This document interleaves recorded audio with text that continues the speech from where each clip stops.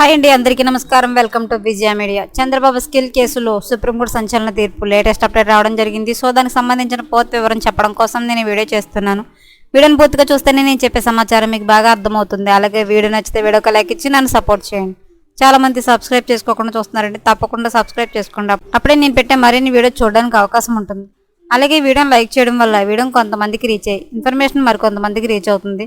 So late చేయకుండా మన వివరాల్లోకి వెళ్ళిపోదాం. స్కిల్ కేసులో చంద్రబాబు బెయిల్ రద్దుపై సుప్రీంకోర్టు సంచలన ప్రకటన చేసింది. స్కిల్ కేసులో చంద్రబాబు బెయిల్ రద్దు చేయాలని ఏపీసీఐడి దాఖలు చేసిన పిటిషన్పై సుప్రీంకోర్టులో విచారణ జరిగింది. ఈ సందర్భంగా స్కిల్ కేసులో చంద్రబాబు బెయిల్ రద్దుపై సుప్రీంకోర్టు విచారణ చేసింది. అయితే ఈ కేసు తదుపరి విచారణ 2 వారాలకు వాయిదా వేసింది సుప్రీంకోర్టు.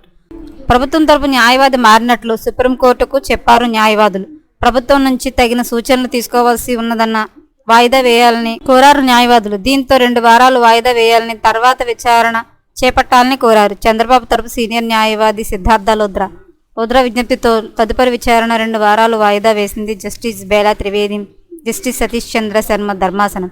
ఎప్పటికప్పుడు మరిన్ని లేటెస్ట్ అప్డేట్ల కోసం మన ఛానల్ తప్పకుండా సబ్స్క్రైబ్ చేసుకోండి. Thanks for watching.